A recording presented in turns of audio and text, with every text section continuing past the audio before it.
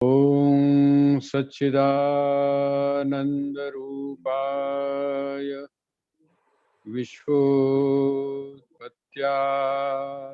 Hathaway तापत्रय विनाशाय श्रीकृष्णाय वयं नुमः। श्रीकृष्णाय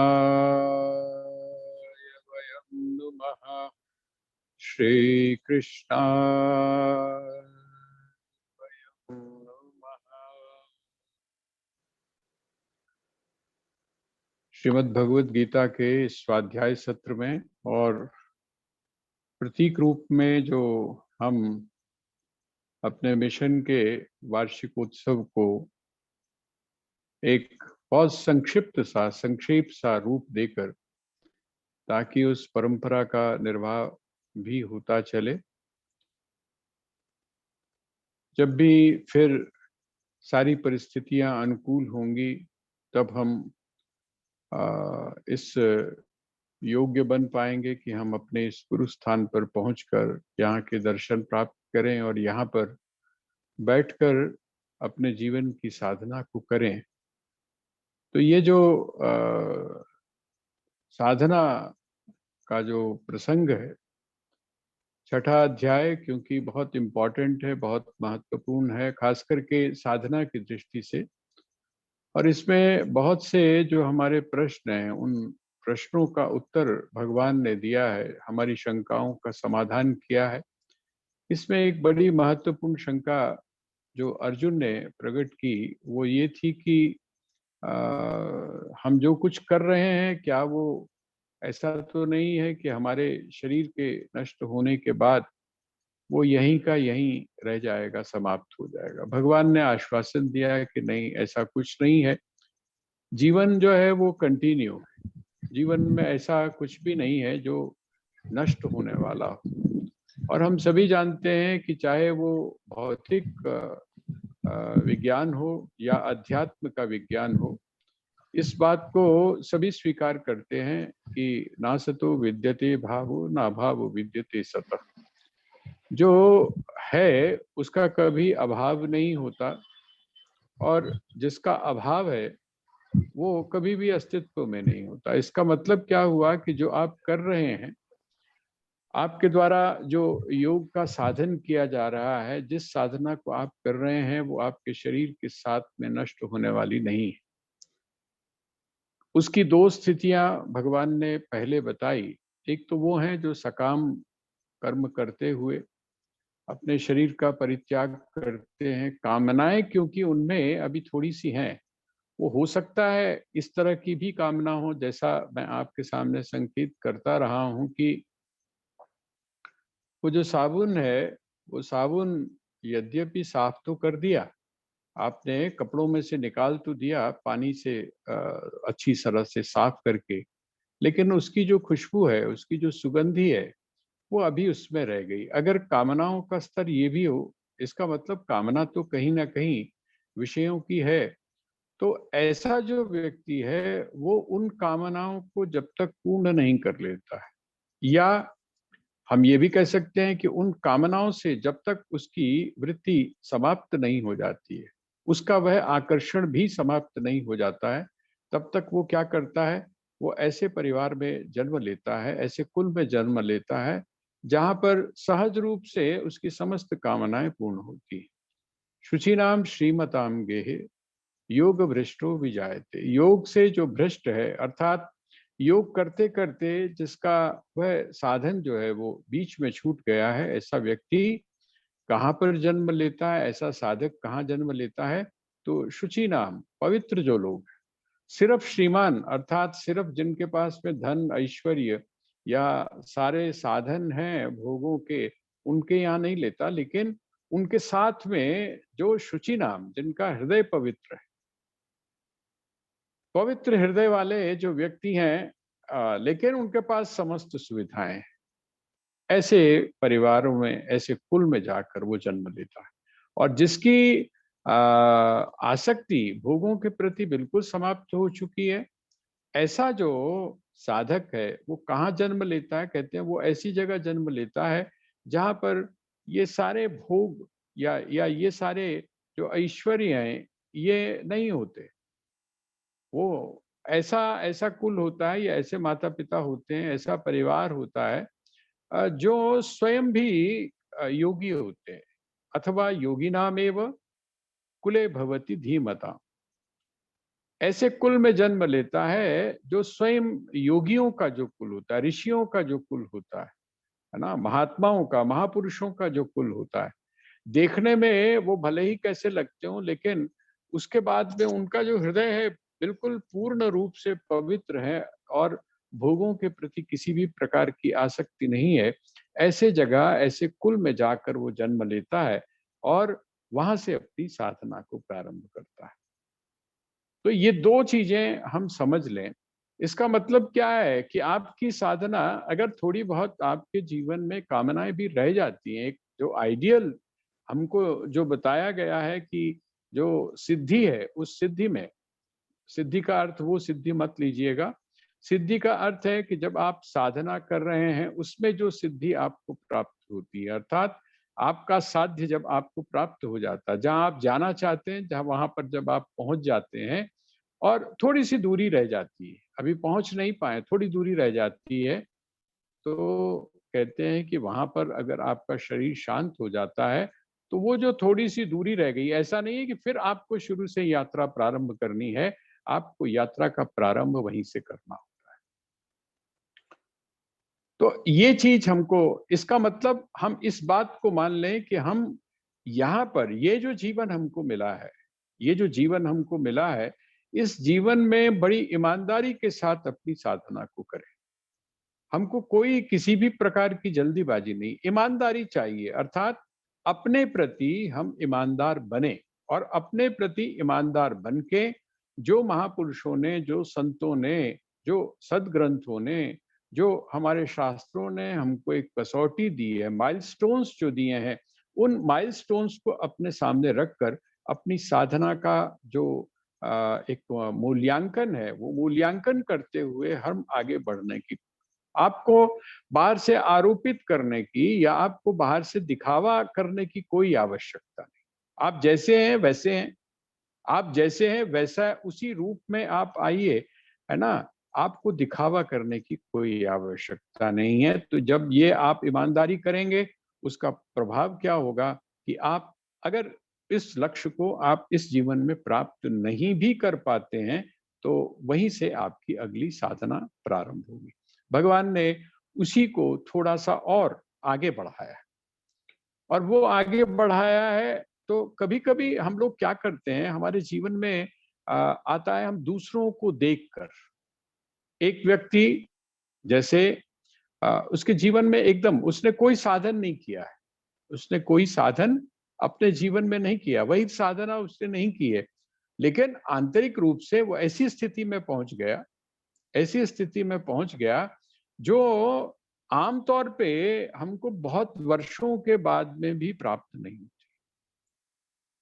तो हमको हम या तो अपने प्रति संदेह हम शुरू कर देते हैं या दूसरों के प्रति, उसके प्रति कि नहीं जी ऐसा तो हो ही नहीं सकता। लेकिन हम पुनर्जन्म के इस सिद्धांत को जो भगवान यहाँ पर बता रहे हैं, उसका हम विस्मरण कर जाते हैं, हम भूल जाते हैं। तो भगवान उसी चीज को हमको बताने की कोशिश कर रहे हैं कि अगर कहीं ऐसी घटना आपको दिखाई देती है, वास्तविक रूप में दिखाई देती है, तो आप उसको इस कसौटी पर ये जो सिद्धांत है, इस सिद्धांत के साथ आप जोड़ कर देखें। होता क्या है, जैसे अभी आजकल हम लोग देख रहे हैं ना बहुत छोटे-छोटे बच्चों को, कई बच्चे तो ऐसे हैं जो संगीत में, म्यूज़िक में या बाकी की जो कलाएँ हैं, उनमें इतने निपुण हैं कि समझ ही नहीं आता कि इन्होंने कब सीखा? माँ के गर्भ में सीख लिया या कहाँ से सीखा? पर जैसा भगवान यहाँ पर संकेत कर रहे हैं, वो कहते नहीं, ये कंटिन्यूटी ऑफ लाइफ इन्होंने हो सकता है पिछले जन्म में वो सारा रियाज़ कर लिया हो, वो सारी चीज़ कर ली हो और अब कंटिन्यूटी के अंदर यहाँ पर आकर एक जैसे बोलते हैं ना एक झलक सी मिलती है।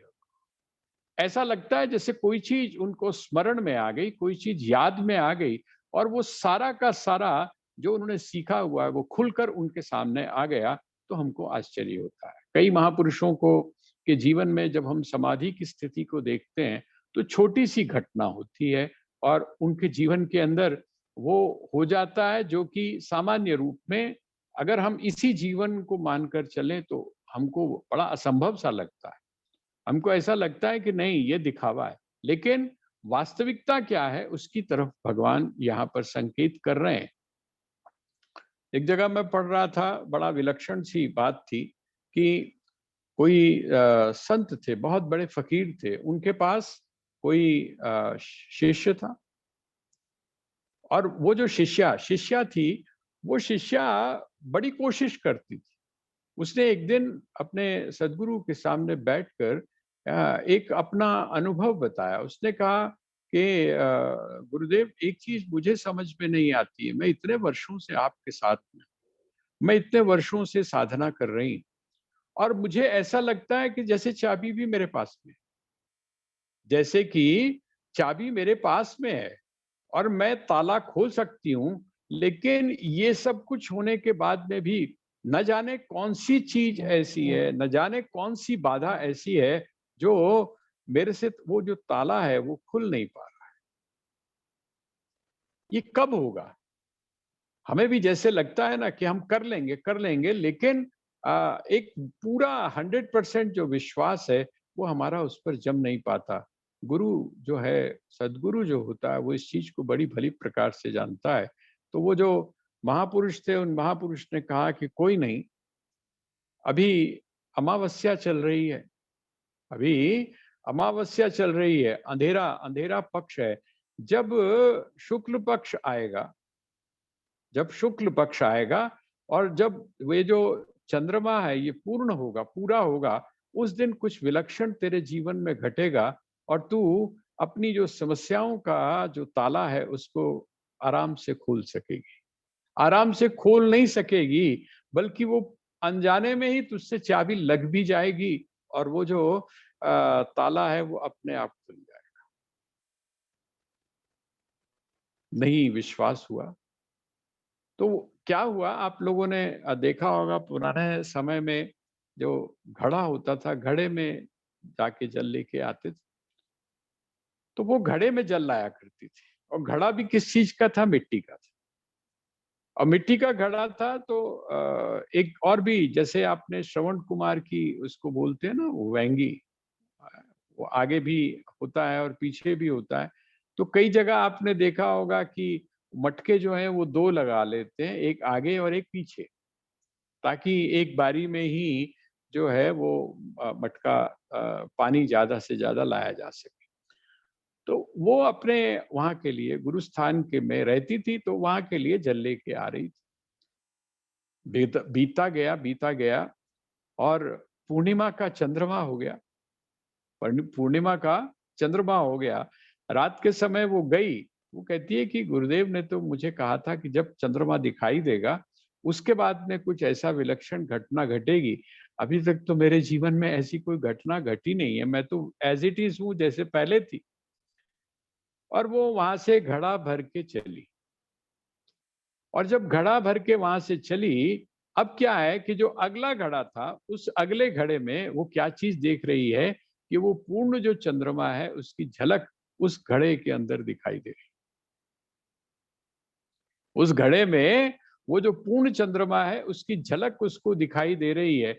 चलते, चलते, चलते एक ठोकर सी लगी और जब ठोकर लगी, तो क्या हुआ, वो जो घड़ा था, वो घड़ा टूट गया। और जब घड़ा टूट गया तो उस घड़े के अंदर जो भरा हुआ पानी था, उस पानी में जो दिखाई देने वाला प्रतिबिंब था, किसका? चंद्रमा, पूर्ण चंद्र का। वो जो पूर्ण चंद्रमा का जो दिखाई देने वाला प्रतिबिंब था, वो भी गायब हो गया और जब वो गायब हुआ तो वो सन्न हो गई कि अरे! मैं तो पूर्ण चंद्रमा का यहाँ पर दर्शन कर रही थी और मैं उसी मस्ती में आगे बढ़ती जा रही थी। ये तो पता नहीं चंद्रमा कहाँ गया? उसने ऊपर की तरफ नज़र उठाकर देखा और क्या देखती है कि अरे! ये तो घड़ा टूटा है और घड़े टूटने के साथ में उसका जो जल है वो बिखर गया है, और उस जल के अंदर जो दिखने वाला चंद्रमा था वो गायब हो गया है। वास्तव में क्या है ये? चंद्रमा कहीं कोई गायब नहीं हुआ, चंद्रमा तो अपनी जगह है। और तत्काल उसी क्षण उसको वो आत्मानुभूति। वो जो पूर्ण चंद्रमा है, वो जो मेरा आत्मा है, उस आत्मा पर इन सारी चीज़ों का, बाहर की जो चीज़ें हैं, इनका कोई भी प्रभाव नहीं पड़ता है। हमको आती-जाती, टूटती-फूटती सारी चीज़ें दिखाई देती हैं, लेकिन उन टूटती-फूटती चीज़ों में वह जो चंद्रमा है, वो चंद्रमा अपने पूर्ण अस्तित्व में ही रहता है, वैसे क एज़ इट इज़ रहता है। अब ये जो है, ऐसी जो घटना है, इस प्रकार की जो घटना है, वो कोई तो ये समझेगा कि एकदम हो गई, लेकिन एकदम नहीं हो गई। उसके पीछे बहुत बड़ी साधना है। तो हम लोग क्या करते हैं, हम लोग उनका अनुकरण करना शुरू कर देते हैं, जिनके जीवन में पिछले जन्म की साधना है। आप यदि भगवान बुद्ध के जीवन को आप पढ़ते हैं, तो आपने उनकी जातक कथाएँ आप पढ़िए कभी, जो ओरिजिनल है। जातक कथाएँ पढ़ें तो वहाँ पर बुद्ध को जब आत्म साक्षात्कार हुआ, जब बुद्धत्व प्राप्त हुआ, तो हमारे यहाँ एक नियम है कि उसके सामने पूरे जो जीवन है पहले के, पूर्व जन्म पूरे के पूरे उसके सामने फ़िल्म की तरह घूम जाते हैं।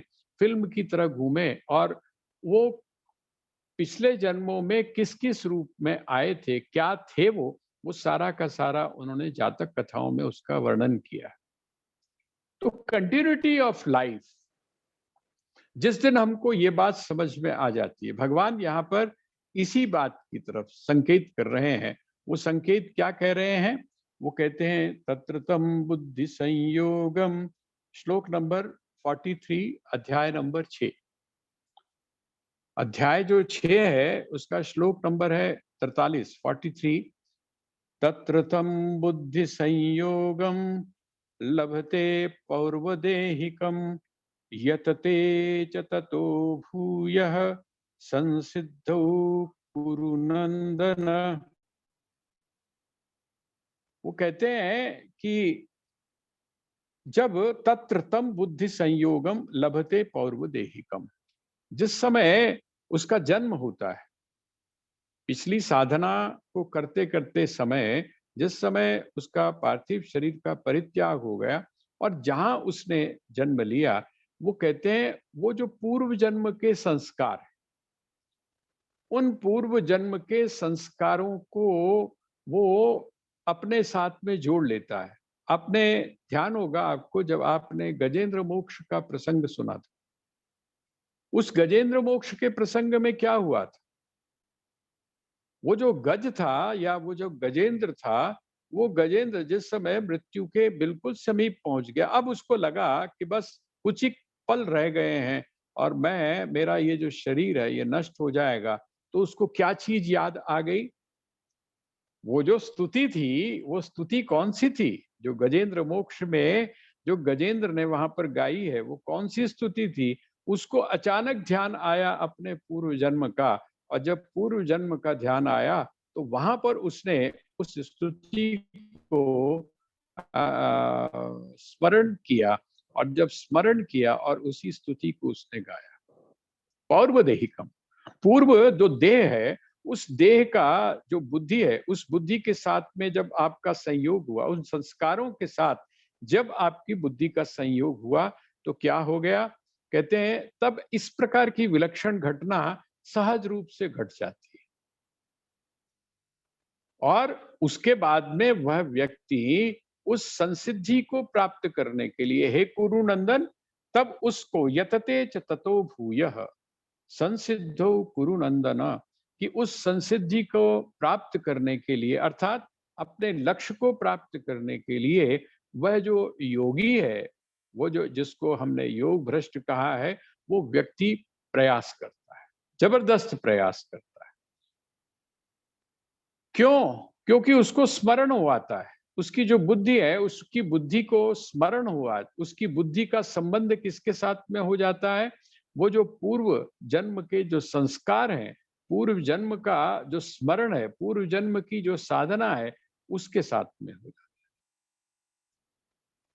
अब जैसे एक जगह उन्होंने बड़ा अच्छा एग्जाम्पल दिया, वो एग्जाम्पल देते हैं कि 99 डिग्री तक जो है, अगर पानी बॉईल हो गया, उबल चुका है, तो इसका मतलब क्या हुआ, अभी 1 पॉइंट रह गया है उसको भाप बनने में।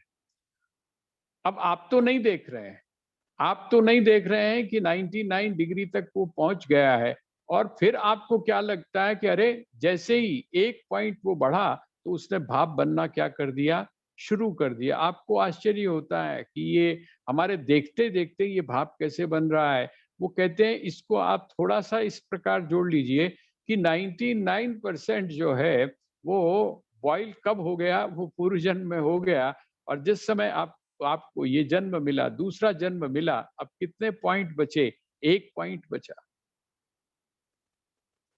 अच्छा, हो सकता है एक कोई व्यक्ति ऐसा है जो जिसका अभी जो पानी का जो बॉयल है, अर्थात उसका जो टेम्परेचर है 66 हुआ हो, 70 हुआ हो, तो उसको समय लगेगा। लेकिन जिसका 99 पॉइंट है, उसको क्या होगा, वो तो बस थोड़ा सा गर्म करने की जरूरत है, और वो धीरे से वाष्प बन जाएगा, भाप बन जाएगा। भगवान सिर्फ हमको एक संकेत ये करना चाहते हैं यहाँ पर कि आप अपने जो योग है, इस योग को आप अपने जीवन में करते चलें। ये योग जो मैंने तुमको अर्जुन अभी बताया है, हे कुंती नंदन, जो तुमको पहले बताया है, इसके बारे में तुम सशंकित मत हो, इसके बारे में इसको तुम करते जाओ। वो कहते करते ही नहीं जाओ। और भी उन्होंने कह दिया, वो कहते हैं कि एक कोई मकान है, एक कोई मकान है, उस मकान में कोई भी दरवाजा नहीं। मान लिया उसमें कोई दरवाजा नहीं है, उसमें कोई खिड़की नहीं है, लेकिन वो जो छत है, उस छत में छोटा सा एक छिद्र है, छोटा सा एक छेद है। अब क्या होगा, जो सूर्य है, सूर्य की रोशनी क्या करेगी, सूर्य की रोशनी उस छेद से भी अंदर जाकर अंदर प्रकाशित करेगी। कहते हैं कि वो स्थिति बड़ी अच्छी है जहां पर आपने अपनी खिड़कियों को खोल लिया है। वो स्थिति बहुत अच्छी है जहां पर आपने अपने सारे द्वारों को खोल लिया है। वो स्थिति बहुत अच्छी है जहां पर कि वो जो सूर्य की जो रोशनी है, सूर्य का जो प्रकाश है, उस प्रकाश को आप आमंत्रित करने के लिए हाथ जोड़कर खड़े हुए हैं, और वो प्रकाश आपके उस कक्ष के अंदर, आपके उस कमरे में प्रविष्ट हो रहा है। ये तो बड़ी अच्छी स्थिति है, लेकिन निराश होने की आवश्यकता नहीं है। अगर वो छोटा सा छिद्र भी कहीं है, छोटा सा छिद्र भी है, इसका मतलब आपके मन में योगस्थ होने की, आपके मन में योग करने की यदि जिज्ञासा भी है, अभी आपने करना नहीं भी शुरू किया है, यदि आपके मन में इस प्रकार की वृत्ति पैदा हो गई है कि मैं करूं, आप श्रीमद् भगवत गीता के स्वाध्याय में नहीं आते हैं, है ना, कोई बात नहीं। आपके मन में यह है कि चलो जब भी मौका मिलेगा, वो कहते हैं ये जो स्फुरना है, ये जो वृत्ति का उदय होना है, कहते हैं ये भी अपने आप में वो उसी प्रकार से है जैसे कि एक छोटा सा जो छिद्र है, वो छोटा सा छिद्र के द्वारा वह जो प्रकाश है वो आपके भीतर जाता है। जो जिज्ञासा है, जानने की जो इच्छा है, आपके भीतर जो कौतूहल है, आपके भीतर एक जो तड़प है, आप नहीं कर पा रहे हैं वो एक अलग बात है, लेकिन आपके भीतर अगर तड़प है, तो कहते हैं वो तड़प भी आपके जीवन की उन्नति का कारण बनती है, रियल सेंस में। जैसे कभी कभी हमारे मन में ये आता है कि आज हमसे मिस हो गया, आज हमसे चूक गया, कोई ऐसी परिस्थिति आ जाती है जीवन में, आप 8 या 10 दिन तक स्वाध्याय में नहीं आ पाते, आप 8-10 दिन तक अपना जो ये जो स्पिरिचुअल अध्यात्म का जो एक वातावरण आपने बनाया हुआ, प्रैक्टिस बनाई हुई, इसमें आप नहीं आ पाते हैं, तो उसमें कुंठित होने की कोई आवश्यकता नहीं है। भगवान कहते हैं जिज्ञासुरपि योगस्य। अगला जो श्लोक है, अगले श्लोक में भगवान ने इसी बात को कहा है पूर्वाभ्यासेन तेनैव ह्रियते ह्यवशोऽपि सः जिज्ञासुरपि योगस्य शब्द ब्रह्माति वर्तते। जिज्ञासुरपि योगस्य, जिज्ञासु मैंने जो जानने की इच्छा रखता है उसको जिज्ञासु बोलते हैं। जो जानने, जिसके अंदर जानने की इच्छा है, देखिए ये बहुत महत्वपूर्ण है। आपके मन में किसी भी तत्व को जानने की जब इच्छा पैदा हो जाती है, वृत्ति पैदा हो जाती है, तो आप समझ लीजिए आपकी यात्रा का प्रारंभ, आपके जीवन में प्रकाश आना जो है वो शुरू हो गया। प्रकाश की किरण जो है वो उसका आप अनकॉन्शियसली आप उसका आवाहन कर रहे हैं। तो इस बात को हम समझें, और जिस समय हम इस बात को समझ लेते हैं तो बड़ा उसकी उसकी जो सबसे बड़ा जो उसका प्रैक्टिकल एस्पेक्ट है वो ये है कि हम जो भी कुछ कर रहे हैं, मैं बार बार उसी बात के ऊपर जोर दे रहा हूं, आप उसको बड़ी ईमानदारी से करें। अगर हम में कोई खामियां हैं, अगर हम में कुछ कमियां हैं, तो कोई बात नहीं, उससे परेशान होने की कोई आवश्यकता नहीं। जैसे जैसे वह जो अंधकार है, वो अंधकार सूर्य के पास जाएगा, जैसे जैसे वो अंधकार सूर्य का सानिध्य, उसकी किरणों का सानिध्य प्राप्त करेगा, तो उसका परिणाम क्या होगा? वो जो अंधकार है वो जाना शुरू हो जाएगा, छीजना शुरू हो जाएगा, वो छिन्न भिन्न होना शुरू हो जाएगा, और वहां पर जो प्रकाश की किरण है वो आपके मार्ग को प्रशस्त करेगी। किसी ने बड़ी सही बात कही है कि यदि सूर्य का उदय नहीं भी हुआ है तो कोई बात नहीं, निराश मत होइए। अगर आपके हाथ में छोटा सा दीपक भी है, छोटा सा दीपक भी अगर है, तो आप दीपक लेके चल दीजिए, और वह जो दीपक है वो आपके मार्ग को प्रशस्त करता चला जाएगा, क्योंकि जितना आपको चलने के लिए स्थान चाहिए उसको तो वो प्रकाशित कर ही सकता है। और जब आप आगे बढ़ते हैं तो धीरे धीरे धीरे धीरे करके आप उस अंधकार का भेदन करके अपने लक्ष्य तक पहुंच जाते हैं। तो ये भगवान के द्वारा